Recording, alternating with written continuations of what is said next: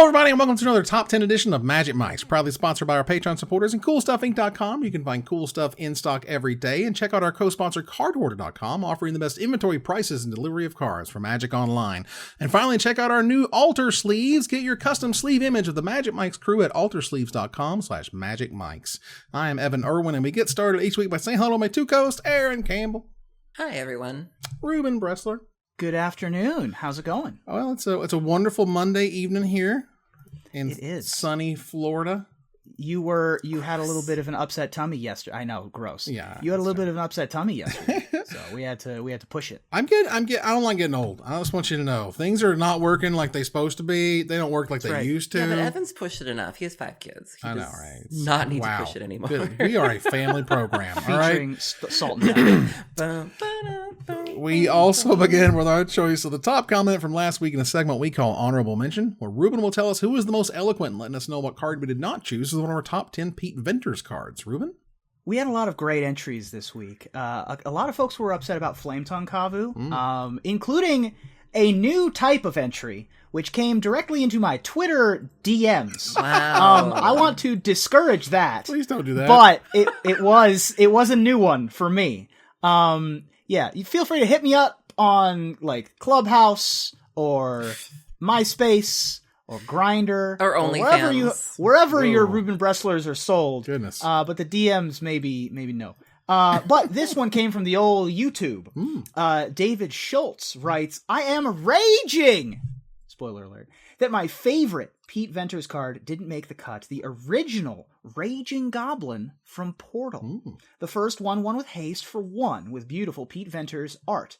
Showing a goblin raging and charging toward you is not only the best Pete Venters card, but the best card ever printed. Even though other hasty gobos have since been printed, Pete Venters' Raging Goblin will always be the OG and will always find a place in my decks. Yeah, normally we tell you what the card does, but the card is just a 1 red mana 1/1 that has haste. That's exactly kind of how it was. They stopped making it in 8th edition because I guess that was the point where we kind of went past a 1 mana 1/1 with haste is something that we put on Magic cards. We don't even bother really these days. I mean, we have 1 mana haste prowess for 1/2. Mm-hmm. So it's it's not needed we've moved as past much. Raging Goblin. Now the image itself is sweet. This is the goblins coming to get you, clearly pretty upset about things, ready to rage all over your face. Well, that's awesome. Thank you very much, David, for being a part of the show. Please contact Erin on social media before she blocks you on all of them. Right now, you're not getting in my DMs, but that's right. You can try. This was my mistake. Thanks again to CoolStuffInc.com for sponsoring this giveaway, and stay tuned for our top 10 list this week, and maybe you can win next week's free gift certificate. People will come into my DMs and say, "Hey, I can't get in Aaron's DMs. Like, I need winners or whoever." Or my favorite is the people who don't understand that their accounts are protected. So we've had a number of winners, and I love you, so I'm not being shady, but we've had a number of winners that are like, "I can't get a hold of Aaron," and I'm like, "Your account's locked. I can't see your tweets." Right. And then they're like, "Oh, yeah, it's my firewall, not hers." Oops. And then once we do, we have a lovely interaction. Turns out but the it's like, two-way it's not mirror my fault. was just on backwards. Yeah. Well, we have moved our way through every monocolor except green when it comes to humans. Now, I have 5 hires, which may be my highest hire count ever. Jeez. But, Reuben, you have no hires, no sames, nothing. Right. What's going on with your list here? Here's what I did. Here we go.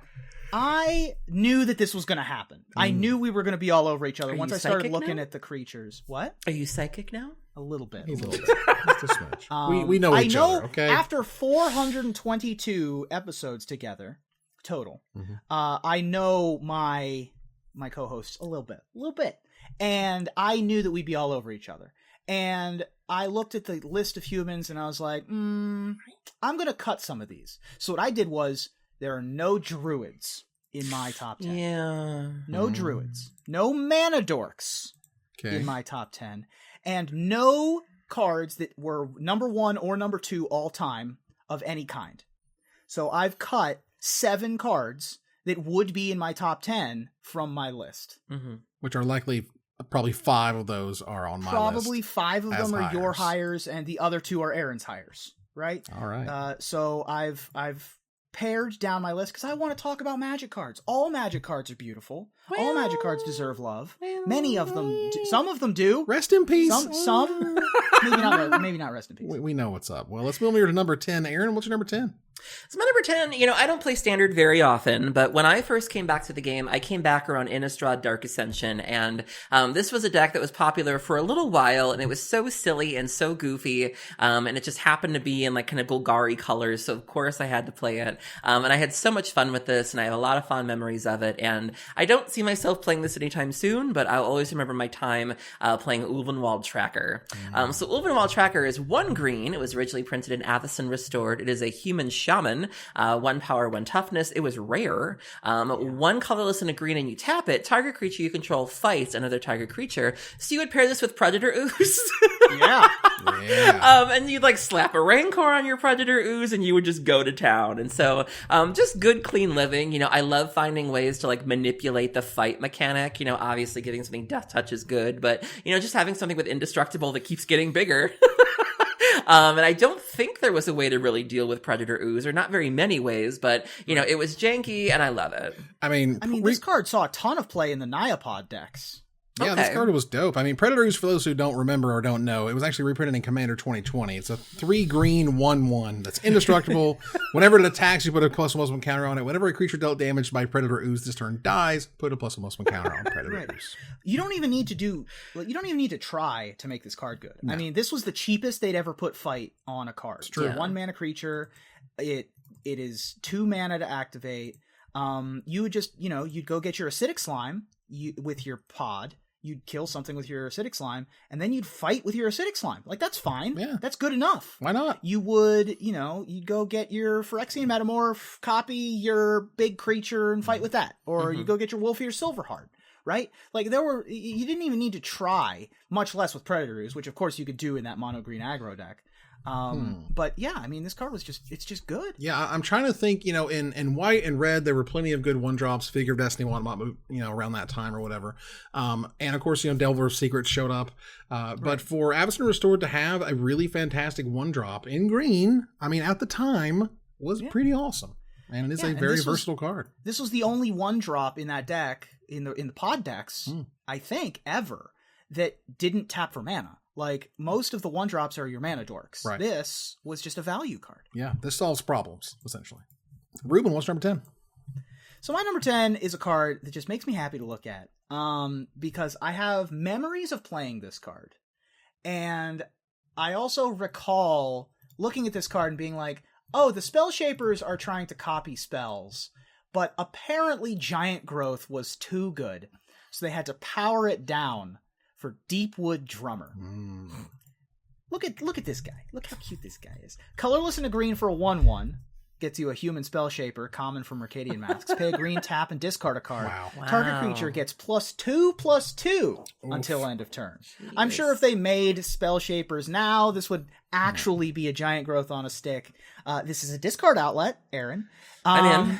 Look at that mustache. Look at hair. the salad on that guy's head. The salad on his head, ladies and gentlemen. If I still had red hair, I could probably do that. Right. All right, so we go back and we paint this with a 2021 brush. This is a 1 green mana 1/1 that gives +3/+3, and you scry 1 when you use its ability. That would be my guess at this point, because scrying every turn for discarding a card is still a high cost. I think that would still not be good. No, it would still be terrible, but at least it would be 2021's brush of here's what you could do with your 1-drop, But these types of onboard tricks, they don't really like printing because it makes combat math really difficult. And I like the idea of Spell Shaper cards, turn any card into whatever spell this thing is, focused on. Maybe there's just not a lot of design space there. Or people just don't like discarding cards for effects. Like, it's gotta be a hell of an effect these days to discard a card for it. See, also that Manticore that just, exactly. died the runway. Let's move on here to my number 10. My number 10 is one of these cards that I was not expecting for its value to be as high as it was. I was like, what? This card is like, you can't find it cheaper than $10. And I was like, really? And this card was originally printed in Judgment, so it's been a minute. And there's no reserve list craziness going on here. They can reprint it wherever they want. In fact, they did in Commander 2014 and the Commander Anthology. Because back in the day, when you won the invitational tournament, you got to make your own card, and Ole Rade showed up with Sylvan Safekeeper. And this is a hell of an effect in Commander because, again, 4 printings, at least $10 a pop. Sylvan Safekeeper is 1 green mana for a rare 1/1 human wizard that says sacrifice land, target creature you control gains Shroud until end of turn. And that is Well, it mighty didn't help annoying. that this also started seeing play in Legacy as in the Dark Depths decks because you're putting all of your eggs in that Merit Lage basket and you just need to make sure that it doesn't get swords or otherwise dealt with. Well, there you go. Perfect answer. It saw play in Maverick. It saw play in like Hulk Flash decks. It's also, but like you mentioned, most of the appearances probably are in things like Yi-San the Wanderer Bard is a very popular commander. The new Titania. It's new to me. Those are all. I mean, that one especially combos well because it sacrifices a land. Right. And it's so annoying. Like, if you've ever faced this in Commander, like if you're playing Commander, you're probably going to have an abundance of lands anyways. And so it's also instant speed. Like, just whoop, like, wow. No mana cost, just sack a land, as much as you want. I mean, being able to protect my Knights of the Reliquary late game when I've got 45 lands in play. And, I have fond memories of this card. Because it can protect itself. So, like, you have to have some sort of sweeper or you're just not going to get rid of this stupid card, which is pretty incredible. Yeah. All right. Reuben, what's number 9?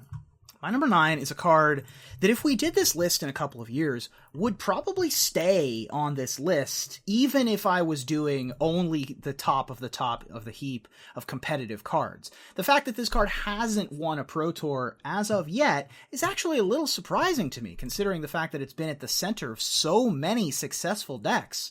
Golgari aggro, currently Gruul aggro, and of course there were many Omnath Adventures decks. My number 9 is Edgewall Innkeeper. Edgewall Innkeeper is a 1-mana 1/1 human peasant. When you cast a creature spell that has an adventure, draw a card. That's all it has to do. Just good old-fashioned 1 mana. It's a 1-mana card draw engine. Lucky Clover is banned, ladies and gentlemen. They banned that 2-mana artifact that does nothing when you play it. Because you would start with this, curve into that, and then that's your engine. And oof. I know. I mean, you'd play Edgewall Innkeeper, and then you have 4 Lovestruck Beast, or 4 Bone Crusher Giant, or 4 Brazen Borrower, or the Beanstalk Giant, Beanstalk Giants, and that's your engine. You don't even need. You just need to draw 1 card off this for it to be well above replacement. I wasn't expecting Wizards to like build the tier 1 deck for us again, and somehow they did in Eldraine between Once Upon a Time, this, Lucky Clover, all the stupid adventures being fantastic and with every single one. Here we are. They were talking about banning this at one point. You remember? Oh, yeah. God. A 1-mana 1/1. Okay. Yeah. That's where we're at. Aaron, what's number 9? So, anybody who knows me, anyone who's been watching this show for a while, you know that I tend to play budget EDH. I try not to spend a lot of money on EDH if I can possibly help it. And as EDH gets more popular, it's getting more difficult to find budget options because cards are just creeping and creeping up there, particularly when it comes to ramp spells. Cultivate, Kodama's Reach, all those are like $1 or $2 cards now. And so if you're really into playing on a budget, you have to get a little creative. And my number 9 is a card that I love. It's currently going for about 80 cents right now. So it's getting up there, and you may as well get them while you can. You're probably never going to use the second half, but the first half is very relevant. My number 9 is Diligent Farmhand. So Diligent Farmhand is 1 green. It's only been printed once in Odyssey. What is that about? Yeah. It's a druid, a human druid with 1 power, 1 toughness. You can pay a colorless and a green and sacrifice it to search your library for a basic land card and put that card into play tapped. Then shuffle your library. And if you're feeling frisky, if Diligent Farmhand is in a graveyard, Muscle Bursts effect, which is a card, counts it as a Muscle Burst. Because Muscle Burst is a green and a generic mana for an instant that gives target creature +X till end of turn, where X is 3 plus the number of Muscle Burst cards in all graveyards. So this gives you +1/+1, clearly. I suppose, but really what you're looking for is just a 1 mana, plop this down, you pay 2 the next turn, you get your ramp, and that's what you need to do. And this is genuine ramp. We're starting to, when you look at a lot of the green cards we're getting now, it's like hand. We'll put it in your hand, but it's like, this is on the board. And so, simple, effective, I love it. This is Rampant Growth on a stick. I will take it. There was this and Pardic Firecat, which when Partick Firecat's in a graveyard, Flame Burst's effect counts it as a Flame Burst. What? Yeah. Odyssey was fun. Yeah, I'm surprised that they haven't tried to put this effect without that second ability on a new card. Partick Firecat is 4 mana for a 2/3 haste. Wow. Listen, the world was different. It hurt back then, you know? It was a little rough. A little scary. All right. Well, for my number 9 here, funnily enough, we just spoke about it a little bit here just a second ago. This is a card that I know if I were starting to play Magic, like if I were sort of teaching someone to play Magic, I can imagine they would quickly say, is this not the most powerful card in the game? Does this card not just like run over everyone else? This thing seems broken in half. Like 1996, Evan would be like, this is the craziest thing that's ever going to be printed in a million years. Well, in Magic 2015, Wizards did a thing where they went to different game designers and said, hey, you can contribute, your designs to the game. Let's see what you come up with. And Brian Fargo came up with Yisan the Wanderer Bard. Yeah. Oh. Yisan is a green and 2 generic mana for a 2/3 rare a legendary human rogue. It says for a green 2 generic mana tap, put a verse counter on Yisan the Wanderer Bard, search your library for a creature card with mana value. There you go. Equal to the number of verse counters on Yisan, put it onto the battlefield, then shuffle your library. Because, 15-year-old Evan will be like, well, I get a creature every turn, and I just get to keep going, and then it's got a 2/3 body. Like, this would be like a 1/1 back in 1996 or whatever. Now it actually has somewhat decent stats. Yeah. Card's great. For whatever reason, Wizards has decided that they want green to do this sort of pod, Court of Calling. This is the thing they want it to do. And I remember just... Ugh. I remember. Oh, sorry. Go ahead. No, I'm just like, why? It's fun though. It's fun. When I first read this card, I read it with my D&D brain, and I saw the word bard, and I saw the word rogue, and I looked away. It was very sad. Bard just isn't a creature type. Nose up here. Yeah, exactly. But yeah, this card's really cool, and I'm glad that it's found a home in Elder Dragon Highlander because it did not make a huge splash in Constructed. Yeah, I mean, it's a little slow essentially for the Constructed world, but the idea that you can every turn just go get bigger and bigger creatures for 3 mana pop every single time, that's really exciting. I love how that reads. I think let me clarify. I was fine with this in Commander, but I think that where my annoyance comes from is that I kept running into people trying to play this in Standard, and I was kind of competitive at that time, and so I would always just lose these Yisan decks where it's like, why are you playing this? Yeah, you lose the PTQ to this, and you're like, right. You're trying to make pod happen with Podium of Heroes. You didn't bring any cards in for the Yisan matchup. Like it wasn't something you thought you'd have to face, and all of a sudden you lose your title. As a big Prime Speaker Vannifar stan, I'm a big fan as well. I have a Vannifar deck, but I'm not trying to make it happen. I know you do. I'm just saying that this is very, very similar. Surely you recognize. You gotta pay for it, though. I mean, seriously. Man, in this economy? Can't do it in this economy. So, I'll get to take a break here from you guys. This will be fun. My number 8 through my number 5 is higher on someone else's list. Oh, jeez. So I'll see you guys at number 4. Cool. Wow. Reuben, what's your number 8? So way back in Legends, was when the card Master of the Hunt was printed, which is a 4 mana 2/2 human summon master printed on the card, and you would pay 4 mana and make a 1/1 green wolf creature token named Wolves of the Hunt. It has bands with other creatures named Wolves of the Hunt. Now that card, by the way, reserve list $50. Okay. God. Also some good doggos on that art, but many years later, in Magic 2010, they printed a callback to that saw a lot of competitive play and was quite good, named Master of the Wild Hunt. That's right. 2 colorless green gets you a 3/3 human shaman. At the beginning of your upkeep, create a 2/2 green wolf creature token, and it has the ability tap all untapped wolf creatures you control. Each wolf tapped this way deals damage equal to its power to target creature. That creature deals damage equal to its power divided as its controller chooses among any number of those wolves. There were some really interesting things that you could do with Master of the Wild Hunt. First of all, this was basically the only mono green answer to Baneslayer Angel at the time. You could take out 3/3s and keep one of your wolves around. You could enter combat, attack with some number of wolves, keeping back a requisite number, and then before blockers, sick your wolves on the blocker you needed to get rid of. There was some really cool things that you could do with Master of the Wild. Even this card's expensive, $6 or $7. Who's playing this? I mean, it's a pretty sweet card that builds up turn over turn. It's also sure. Magic 2010 was one of these like big reboots of Magic. They wanted to be like, look, we're going to start fresh. We're going to go back to our sort of roots. We're going to have these sort of classic fantasy tropes, and one of them is this card. And so it reads kind of weird. Like you get it, you understand flavorfully kind of what it's doing, but it just reads really weird. But they're like, you know what? We think the flavor here is important enough for it to read a little weird because you know what it's going to do. You get what it does. Your wolves are attacking the creature. That feels cool. That looks cool when you're doing it in the battlefield. And so they kept it, and that was awesome. This card did win a Pro Tour ... in a sideboard. Simon Gertson's Pro Tour San Diego Jund list had 3 in the sideboard. Nice. Yeah, that was a heck of a deck too. Yeah. Where a lot of his lands were creatures. Woo. Right. Aaron, what's number 8? So I have to, this is one of my baby's favorite commanders and was a card I never even considered just, you look at this and you're like, is this enough to be a commander? Does it do enough? Does it carry enough weight? And I'm pleased to see this is his commander. I enjoy playing against this deck. He's even been asked to do like deck techs about it for various commander shows, which is great. And I'll always have a place in my heart for Huatuo, Honored Physician. Huatuo is from Portal 3 Kingdoms. It's currently a $26 card, but you can get it in Commander 2013 for less than $1, so I guess that's something. It's a legendary creature human, 1 colorless and 2 green, gets you 1 power and 2 toughness. You tap it, put a creature card from your graveyard on top of your library.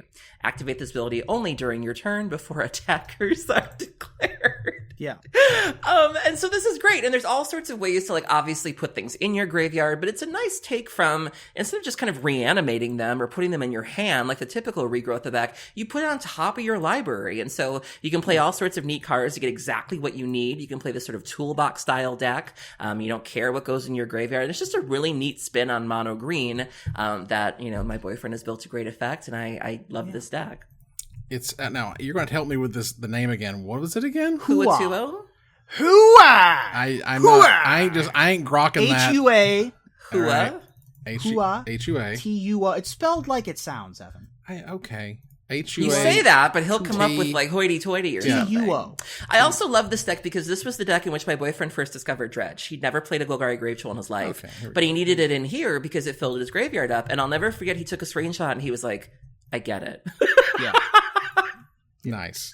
This card is on the list, by the way. Yeah. So you can finally get copies for a reasonable number. Do it. It's fun. It's also a good example of like, this is the type of card we're on the reserve list. Yes, it would be 26 to, to God knows whatever dollars. Not because this is the crazy ability, because it just got snagged in the reserve list. But now it's, what, 50, 60 cents? Let's go.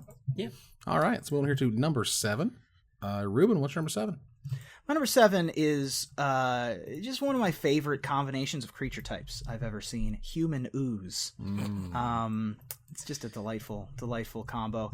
And saw a lot of competitive play in Jund aggro, in the Naya Blitz decks, Celestia aggro, variety of popular decks, and has 2 really just excellent arts. I particularly like the F&M promo Jack Wang art of Experiment 1. Experiment 1 is a 1/1 for a green mana. It's a human ooze. I just love that. It's great. With Evolve, whenever a creature enters the battlefield under your control, if that creature has greater power or toughness than this creature, put a +1/+1 counter on this creature.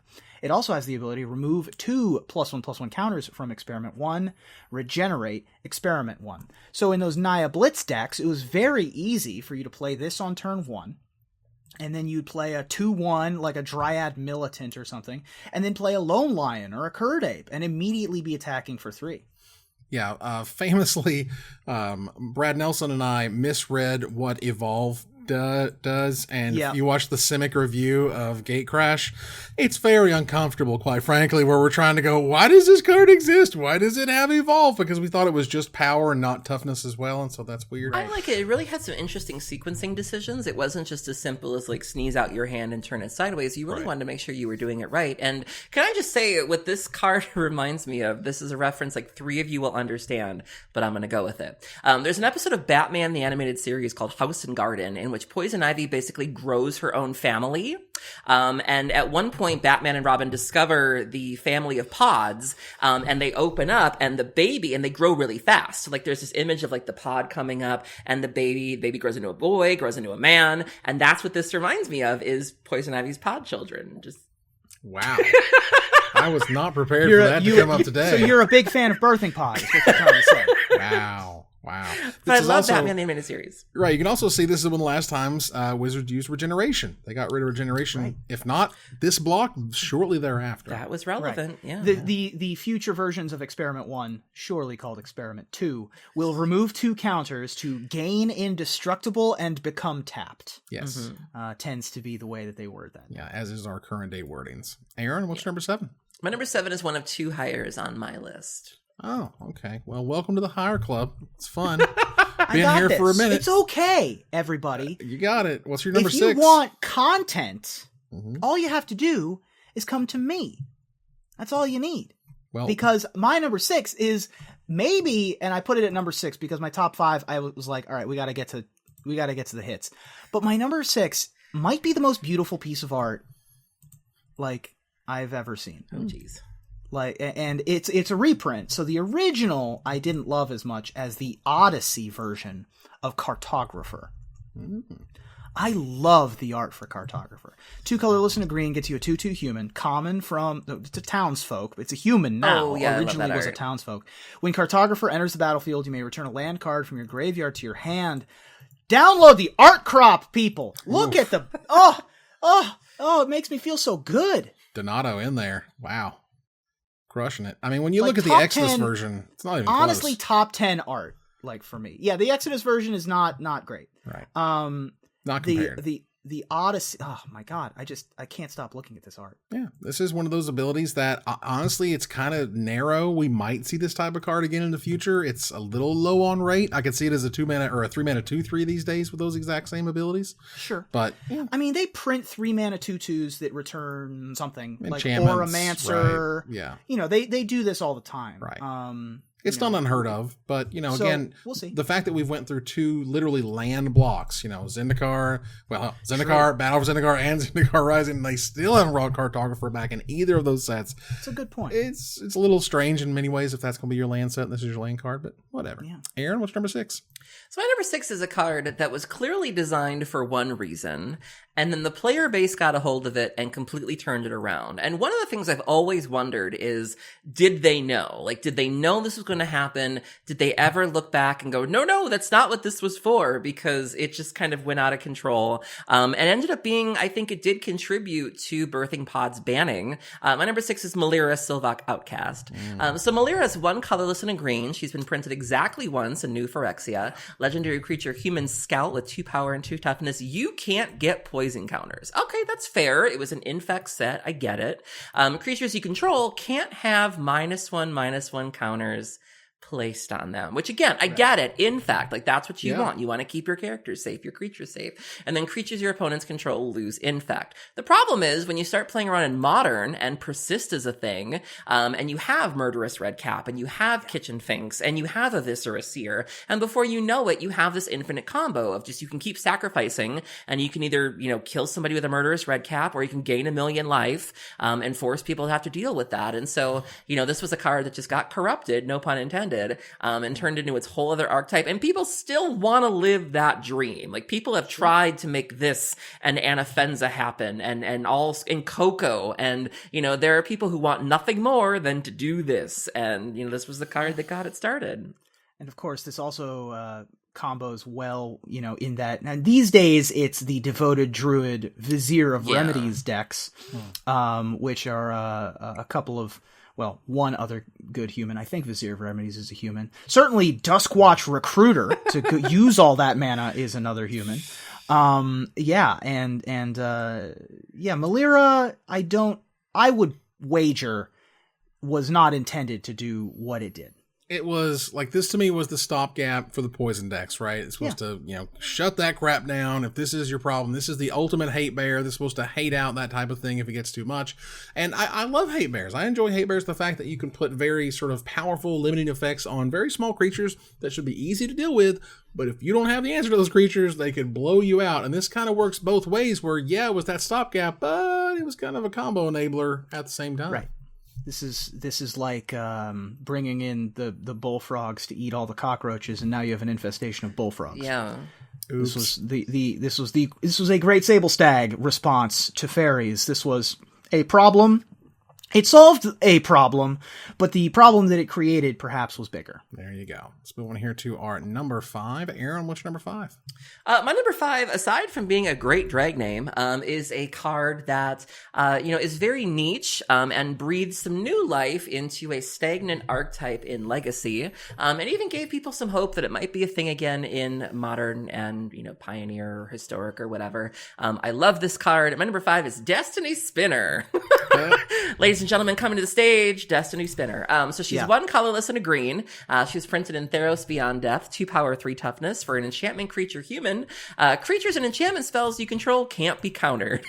Yeah. Oh boy. Which is great. Like that's in Legacy in particular, a format that loves its dazes and force of wills, you'll take it. But on top of that, for 3 colorless and a green, target land you control becomes an XX elemental creature with trample and haste until end of turn, where X is the number of enchantments you control, it's still a land. So the Enchantress deck has been a thing on the fringes of Legacy for a while, and it used to win by just kind of boring your opponent to tears, building this pillow fort, and then you would spend all of the mana that you make with your Sarah's Sanctums and all your wild growths, and you just cast Emrakul, and you kind of win the game that way. Then they started leaning on the Helm combo. They've been doing that for a while, but this allows the Enchantress deck to really close out games, and you still want to build that pillow fort, but you can actually be aggressive now, and and you don't even have to go that high with it. Some of these blue decks just don't know what to do with a 6/6 elemental haste with trample. That's another great mana sink to spend all that mana in. And so I love this card. I think it's fantastic. And I'm always happy to see more Enchantress cards.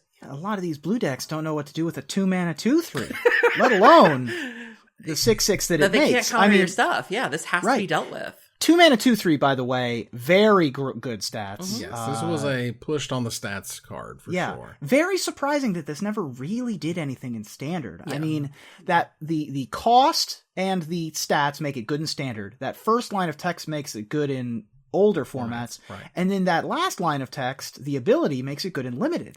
The fact that this wasn't a stellar card was pretty surprising. It's one of those like right on the fringe, Yeah, it was. I mean, we were dealing with all of the powerhouses already. So you were dealing with your Uros, your Okos, your whatever, your Omnath, and then I think the enchantment support just wasn't there. Like they clearly reined the constellation in a little bit, where they didn't give us like a Doomlake Giant, they didn't give us Eidolon of Blossoms, they gave us the Tessin Champion, which was cute, but the fact that it wasn't an enchantment does hurt.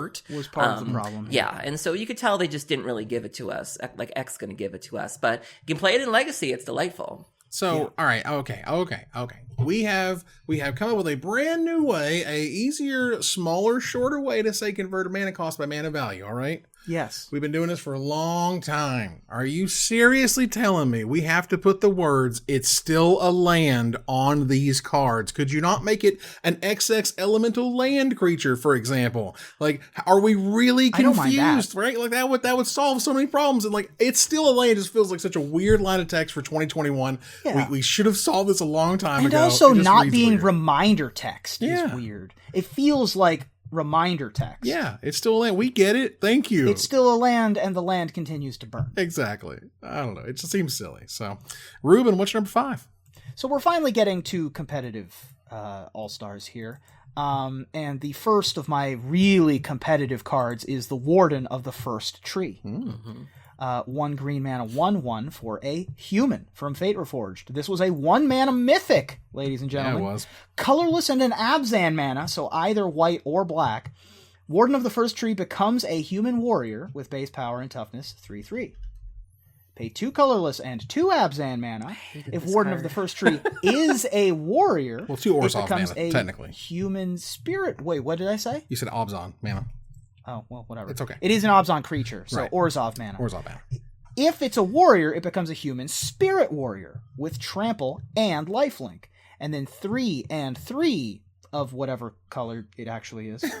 6 total. If Warden of the first tree is a spirit, put 5 +1/+1 counters on it. So this was an evolution of Figure of Destiny, essentially, which cost 1, had upgrades at 1, 3, and 6. This had upgrades at 2, 4, and 6 to sort of be more of a curve balancer. Now we have Ascendant Spirit, which is at 1, 2, 3, 4, I think. Right, it's at 2, 3, and 4, I believe.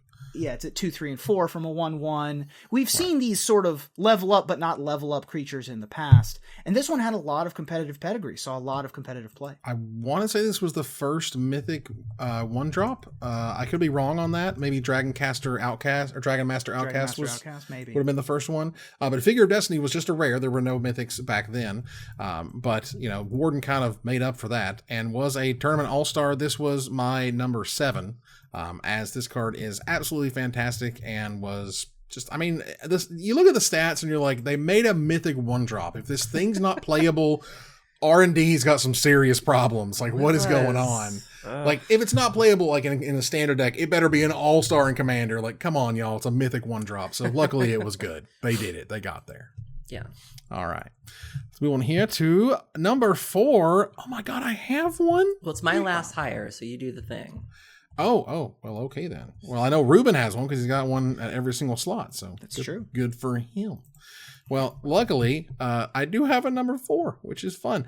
This is one of my favorite cards to cast from way back in the day. The foil, the old school foil is $20, which of course was what I had in my cube rockin'. This card is awesome. This card is great this is one of those cards that even back in the day, even back in the old school day, this rate was awesome. This rate stayed awesome. Yes, it was weird. Well, it was a lot better with damage on the stack, but who cares? Javamaya Elder is the real deal, has been since Urza's Destiny. They've printed them all the way up through Commander Legends. Who doesn't love a Javamaya Elder? It's 2 green and a generic mana for a 2/1 common human druid that says when it dies, you may search your library for up to 2 basic land cards, reveal them and put it into your hand, then shuffle your library, and for 2 generic mana, you can sacrifice it and draw a card. So much value. Just right there. This is the green ancestral recall, is what they called it. Somewhat ironically. I mean, but this card really couldn't be beat in basically any limited format that it was in. It was fantastic. Like really, for 20 years. Yeah, it's rare that you see something that has a death trigger that gives you a way to get that death trigger. Normally, that's part of the puzzle. Like they have the, I think it's like Viridian Emissary, I think it is, where it's like if you sacrifice it, you can ramp. Well, it's like, all right, well, how am I going to sacrifice it? It's all right there in this nice little package, and it's affordable. You look at the range of prices here, and I mentioned budget EDH. I mean, this goes for way less than $1, like 11 cents at some points. Like exactly. Yes. Yeah, you need a copy of this, no problem. All-star. I appreciate. Right, Wizards has recognized this is a fantastic creature with a fantastic ability that works in so many great decks. Beginning to end. Well, nicely balanced. And I mean, this card, of course, saw play in The Rock and His Millions, among other things, where you could sacrifice it to Phyrexian Plague Lord. Just a great card. And so many of my cube decks. So many. Good heavens. Very nice. Reuben, what's number 4? My number 4 is a card that took a while for it to get, to the point where people were like, we need to reprint this card. But they realized that there were these decks that you wanted to have as many lands in play as you could possibly put into play at any one time. And Azusa Lost But Seeking certainly helped you do that very, very quickly. Champions of Kamigawa in the house, ladies and gentlemen. Azusa Lost But Seeking is a 1/2 for 2 colorless and a green for a human monk. You may play 2 additional lands on each of your turns. Oof. Of course, Bloom Titan loved this card. Was a huge hit at like Pro Tour Fate Reforged and a bunch of those. And then they banned Summer Bloom, so now it's just Amulet Titan, I guess. But they still play it in that deck. Very popular in Gitrog EDH and other land-based EDH decks. This card's super popular. Yeah, I mean, you got the sweet Todd Lockwood version from back in the day. You got the new one from Winona Nelson, which looks fantastic. This is a Champions of Kamigawa throwback, which I'm always on board with, which is fantastic. Right. I mean, this is not a cheap card either. We're talking $7-8 plus is the cheapest you're going to find. A far cry from where it was. I mean, this was a card that was not affordable a while back. It got to like $40-50 as I recall. Like, it got really silly. I mean, it got so expensive that they decided that it was a Judge gift card worthy level card in 2016. Yeah, this was played Not that, I'm just saying this isn't like... Well, I mean, this was very popular amongst judges and EDH players, and so, that's one of the things that spilled over, because they would take suggestions from the judge community as to what their promos should be, and I can imagine this came up a few times. So it's great to see it back in Standard, too. Like, it's not breaking anything. It's just cool, powerful, neat. It's fine. I like it. And it turns out it's fine when you're not ramping into a primeval titan. Right. When you're not busting it up with some of the sickest creatures ever made. Yes. Even if you're ramping into an Ugin, the spirit dragon, it's actually just fine. Fine. Yeah, it's fine. We got removal. It's okay. Who cares? Yeah. All right, let's move on here to Aaron. What is your number 3? So my number 3, we're getting into the cards to start to see play in older formats like I'm wont to do. And, this is a little wonky card that occasionally also sees play on the fringes of vintage. Just looking at it just makes me so happy, because I'm glad it exists in a nice little deck called Nick Fit. My number 3 is Veteran Explorer. So Veteran Explorer is 1 green. It's a creature type human soldier scout. Yeah. Come on, errata. 1 power, 1 toughness. When Veteran Explorer dies, each player may search their library for up to 2 basic land cards and put them onto the battlefield. Then each player who searched their library this way shuffles it. So Nick Fit is this, I would call it a pretty fair deck. You are paying for all your spells for the most part. But so you play this with like Cabal Therapy. Can just do your thing, and you play your lands, and you save up enough lands for a Thrag Tusk, which is fine.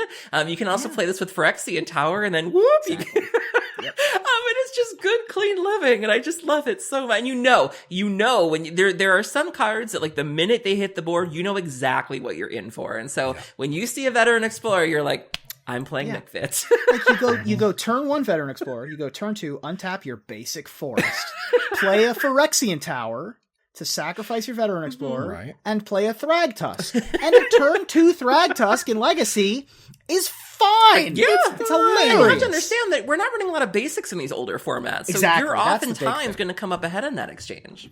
Huge metagame call is the Nick Fit deck, because if you're seeing a lot of Rug Delver, you're seeing a lot of Shardless.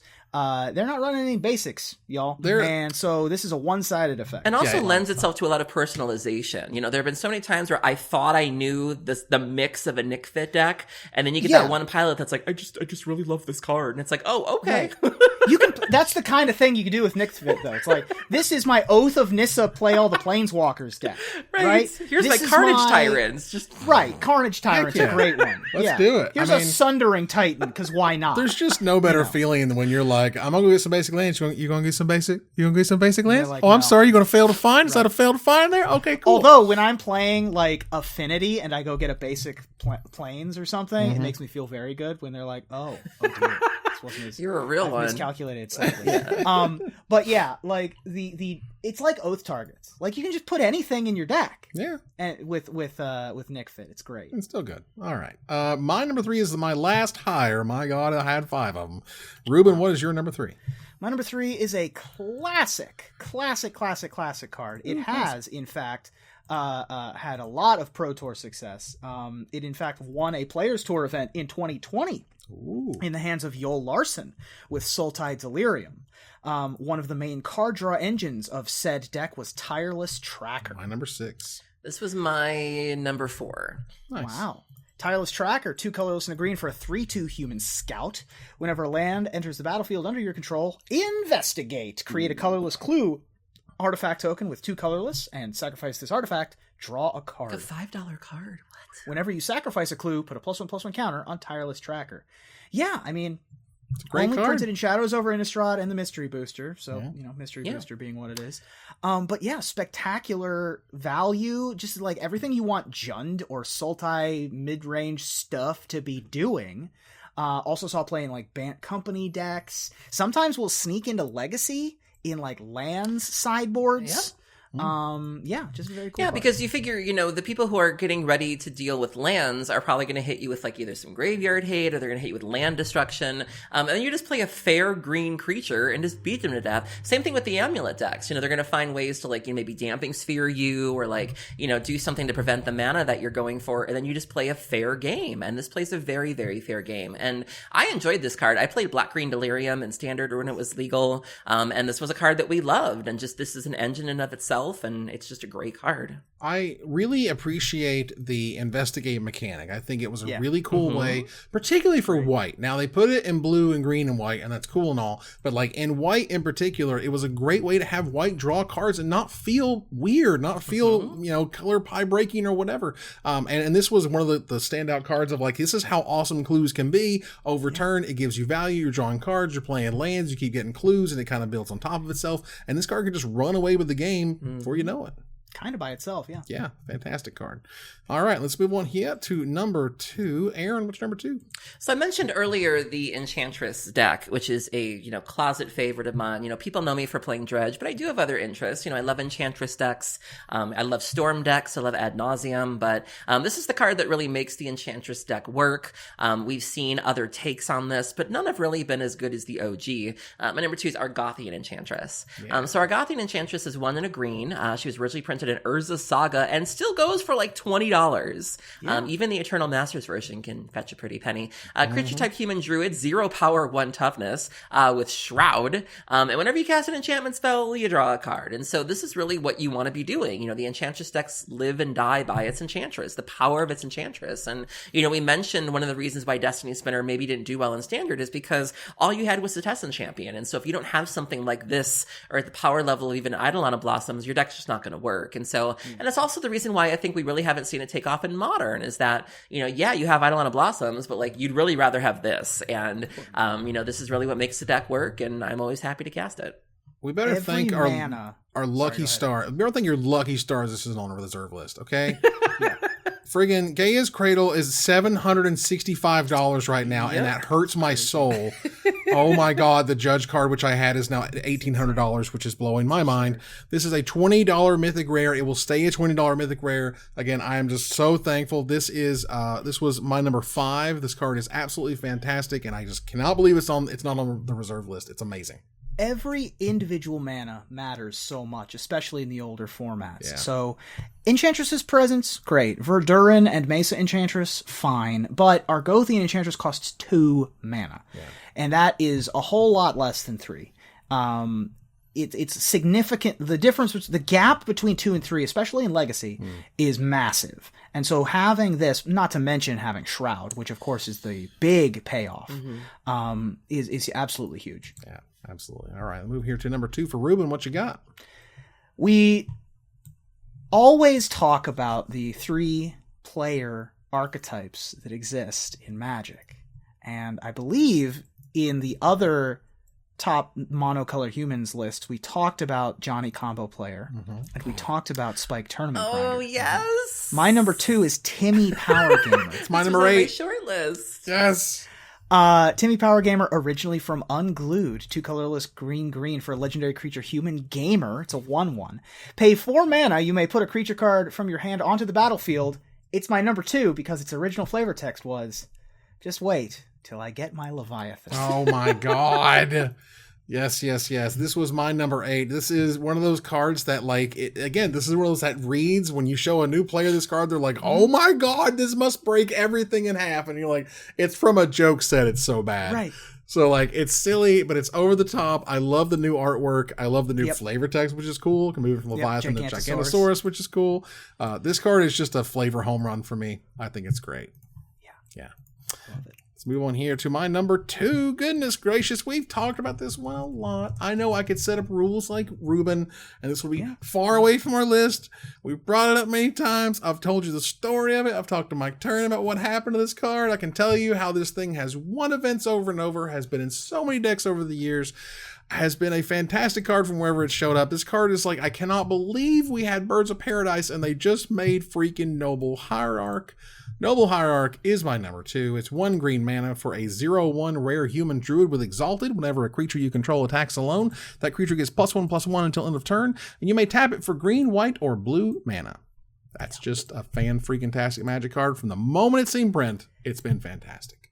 The card's crazy. Yeah. I mean, the card is just it's 60. I mean, Birds of Paradise is an all-star, and this is 60% of what Birds of Paradise does, minus the flying, but plus extra power. The fact that this can just kind of attack at random, especially in multiples. Like you play this on turn 1, then play a second one on turn 2 and attack for 2 immediately. That's better than any aggressive creature. And can kill you. You know, this is a fine plan B for that Infect deck. You know, you think you're in the clear just because you deal with the Inkmoth Nexus or the Blighted Agent or whatever. They still have pump spells and a creature that can utilize them. This card is so good. years old. Wow. It's crazy. And this you know, we've talked a lot about the prices of cards and how they're so expensive. This is actually a card that has benefited from the reprints. Yes. The most recent version was printed in Double Masters and is $12. Like, yes, $12. That's the right number for this card. I remember when it was 60, 70 and you needed 4. Like, you're not running one Noble Hierarch. You're playing 4. And so this is a fine example of what good reprints can do. So way to go. And that sweet alternate art version from Double Masters is amazing. That Pro Tour promo version is fantastic. Like, there's a lot of really cool ways to pimp out your Noble Hierarch. And all of the Noble Hierarch art is great. I actually love every single one of them. I mean, you just have to look at the breadth of what archetypes play Noble Hierarch to see how special this card is. It shows up in decks that have nothing to do with any particular synergy just because it's so raw powerful. Yeah, just a great mana. Oh, it's seeing vintage play now. Like I've talked about how vintage has become kind of fair in the last couple of weeks, and there's a Bant Archon deck that's running 4 of these. Like good. I love it. Good. Play it off an Emerald to make me feel even better. That'd be fantastic. Mox Emerald Noble Hierarch. Go. Yes, pass please. the turn. Love it. Move here to our number 1. Aaron, what's your number 1? So, I mean, this had to be my number 1, and it probably was my number 1 Druid too, but I make no apologies about it just because it's so good, it's so broken, it's banned in Legacy, which fits into my criteria of being absolutely busted. It's just everything I want to be doing in life. This is a card that probably could use a reprint. It's only been printed technically once in Stronghold. There is a Judge gift card version. It's like $120, and online it's been printed a couple times. But I would play this in my commander decks if I could, and I may even get myself one just as a treat, 'cause I've been good lately. My number 1 is Herbert Druid. So Herbert Druid is 1 colorless and a green, creature type human druid, 1 power, 1 toughness. You can pay 1 green and tap it to reveal cards from the top of your library until you reveal a basic land card. You put that card into your hand and all other cards revealed this way into your graveyard. So if you're looking to dump your entire library into your graveyard, which I am, this is one of the ways that you can do it. And, when Thassa's Oracle was printed, a lot of people kept trying to make Hermit Druid happen again in Vintage, and it had like a day's worth of play. But I just love this card. I would love to get one for any of my decks, like Cathrol or Muldrotha. And that art is incredible. Looking like Post Malone there reading the tree. I love it. This was my number 3. This was another one that like missed that bullet of the reserved list. It could have been on it, but it's not. It's only been printed the one time, but it also doesn't cry out for reprint. Like it's $15 because it's old and it's Stronghold, not because like it's busting formats kind of like it used to or did for a very short amount of time. It's also an excellent example of they didn't know what they didn't know in 1998 or whatever when they're like, no one's going to play this and put Angry their whole Hermit library Part in there. 2 was a combo reanimator deck heavily reliant on Hermit Druid. The deck played no basic lands except for 1 mountain, you would play with Anger. The opponent will be finished by Sutured Ghoul, brought into play by Exhume, Corpse Dance, or Reanimate. I love this so much. Oh yeah, that was old school silliness, and it was absolutely ridiculous. There were a lot of things that and it had fetch lands in it, so you could go get your 1 mountain. Oh my god, because it's basic. It had 1 basic. That wording.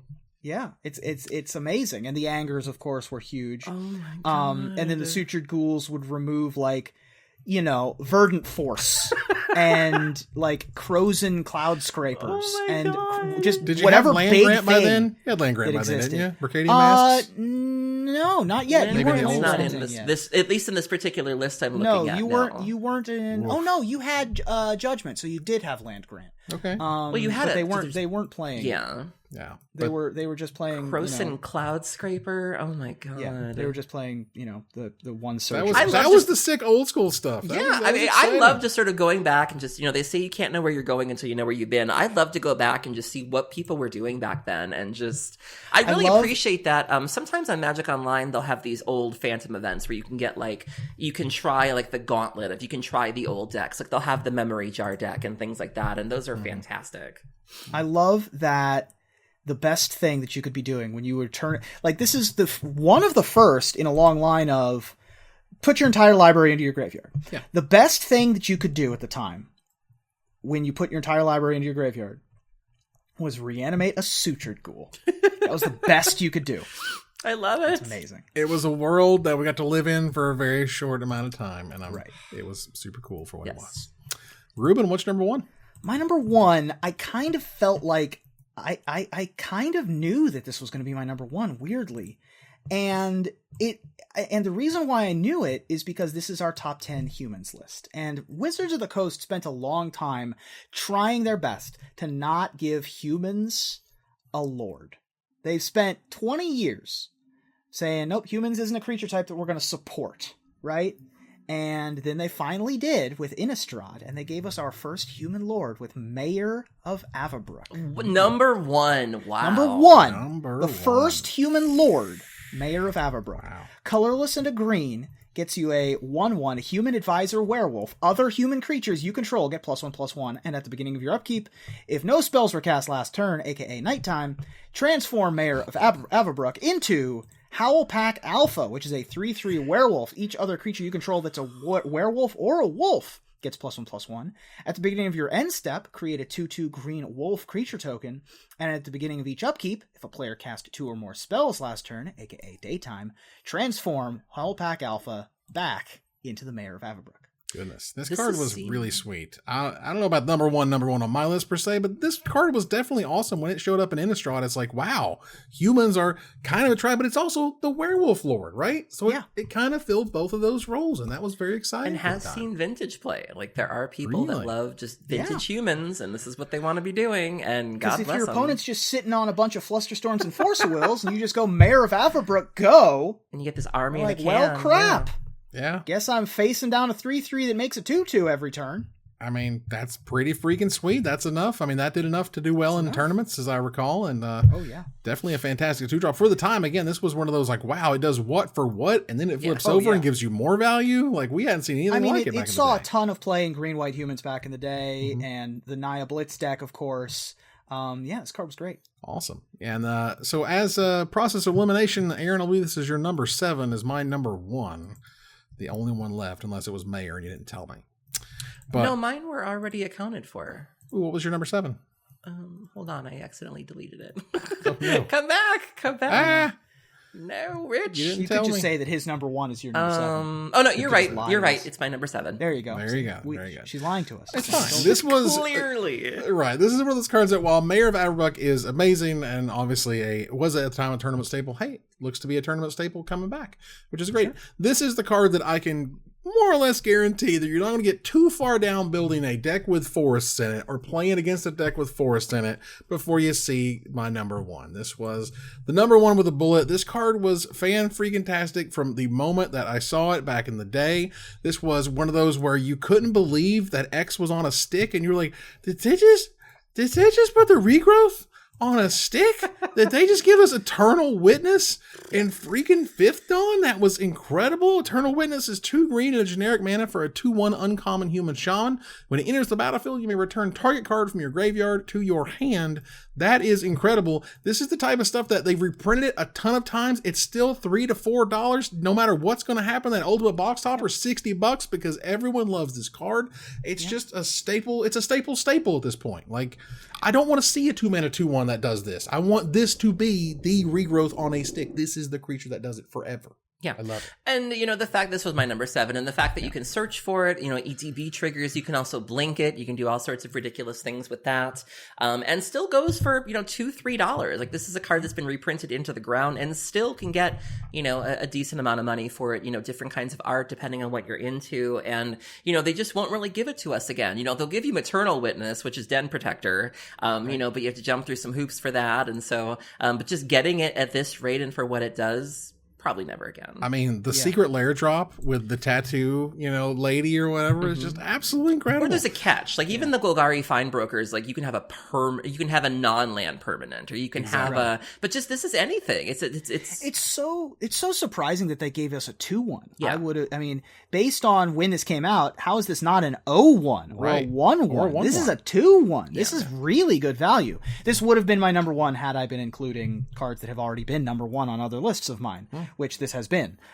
This made the top 32 all time of the MTG bracket of when they did the top 16,000 cards. This was one of the 32 most beloved cards of all time. Wow. Yeah, and the new Chris Ron art with the leaf dog is amazing and just looks terrific and was a great part of Ultimate Masters, which was very exciting. And this is one of those cards that they took and they made an extended art sort of mythic, box topper version of, and it should be. This is one of the most iconic cards in Magic, and that's basically why I picked it as my number. So cards that would have made my list that didn't end up making anybody's list. We talked about Den Protector briefly. That's a cool one. List. Yeah. Rattleclaw Mystic. That's a fun one. I like that one. And Avacyn's Pilgrim. I looked really closely at that one. That one was right there for me.